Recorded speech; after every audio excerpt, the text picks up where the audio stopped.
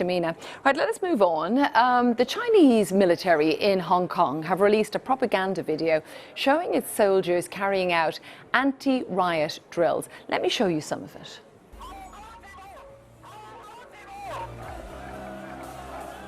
The soldier, you might have heard a little of it there, he was shouting in Cantonese, which is Hong Kong's local language. The 3-minute video includes officers firing guns and rockets and using tanks and helicopters to contain protesters.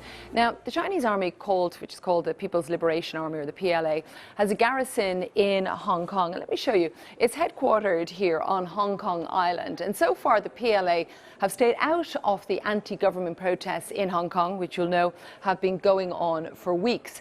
But Hong Kong is a former British colony. It's now part of China, but it enjoys unique freedoms that are not seen on the mainland beyond the border here. The BBC's Celia Hatton is in Beijing for us. Basically, it makes its point that the Chinese military is a very well-armed military. It has the largest standing army in the world.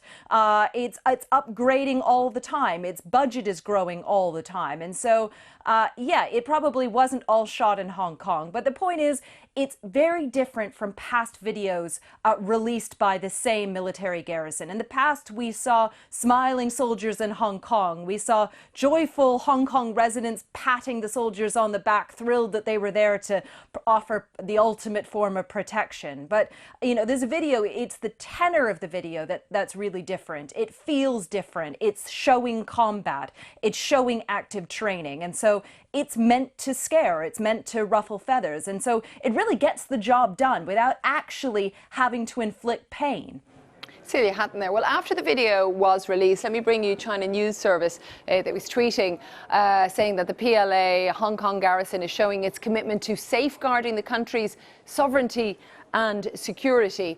And the Chinese government's Hong Kong and Macau Affairs Office commented earlier in the week, maybe you saw this, calling the recent anti-government protests horrendous incidents that have caused serious damage to the rule of law. Well, for the view from China, let us speak to Kerry Allen, who is here in monitoring all that is being said online. Good to have you with us, Kerry. So, I mean, it's quite a violent video, I suppose we can say. What has the reaction been to it that you've seen?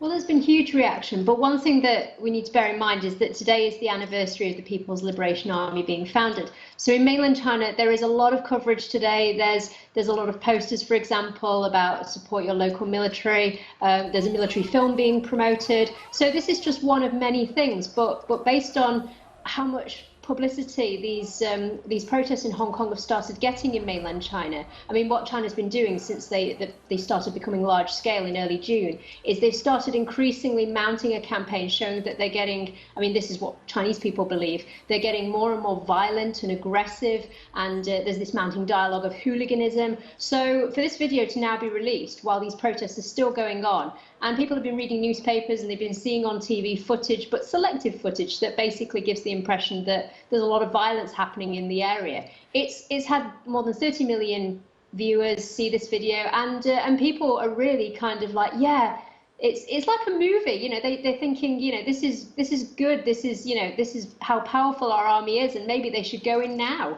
and sort people in Hong Kong out. Is that, and would that be a prevalent view, Kerry? Absolutely, but another thing that happens in China is there are people paid by the government. They're known as the 50-cent party. They're paid a small amount of money and they post messages on social media that are in line with what the government supports. So a lot of the messages, they may not be from genuine users. They may be from people who are just earning a bit of extra money and are basically giving the impression that this is the widespread view. Thank you very much, Kerry, speaking to us about the reaction to this particular story. And we'll speak to you again on Outside.